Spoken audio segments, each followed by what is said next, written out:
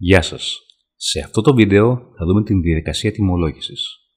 Επιλέγω από το αριστερό μενού το «Τιμολόγια API» και θα εμφανιστεί η οθόνη με τη λίστα τιμολογίων.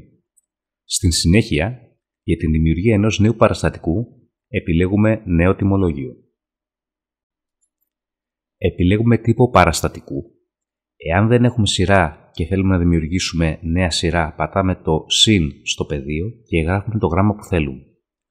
Ο αριθμός παραστατικού ενημερώνεται αυτόματα μετά την αποθήκευση του πρώτου. Κατόπιν, επιλέγουμε πελάτη από το μενού επιλογής πελατών. Μετά, επιλέγουμε τα πεδία χώρας φόρτωσης και εκφόρτωσης. Στην συνέχεια, έχουμε διαθέσιμα τα πεδία σημείο φόρτωσης-εκφόρτωσης, αποστολέα παραλήπτη, ημερομηνία φόρτωσης και εκφόρτωσης.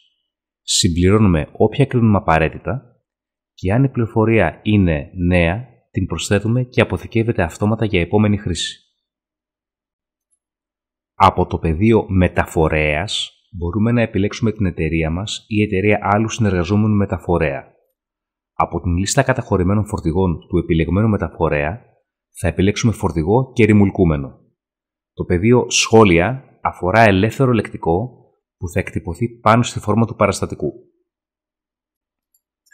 Αφού συμπληρωθούν τα παραπάνω πεδία, πατώντας το κουμπί «Προσθήκη» ακριβώς από κάτω, θα εμφανιστεί ένα αναβιώμενο παράθυρο για τη συμπλήρωση των στοιχείων τιμολογίων.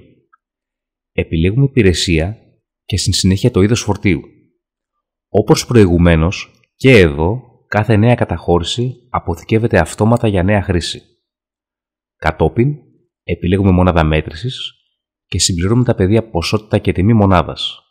Εάν θέλουμε να συμπληρώσουμε το ποσό έκπτωσης, το συμπληρώνουμε στο αντίστοιχο πεδίο και η τελική τιμή συμπληρώνεται αυτόματα. Τέλος, πατάμε το κουμπί «Αποθήκευση». Μπορούμε να προσθέσουμε επιπλέον γραμμές στο παραστατικό, επαναλαμβάνοντας την παραπάνω διαδικασία. Αφού συμπληρωθούν όλα τα πεδία, επιλέγουμε το κουμπί «Αποθήκευση».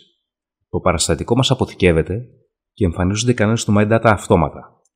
Ελέγχουμε τους κανόνες και μπορούμε να τους αλλάξουμε εφόσον το επιθυμούμε.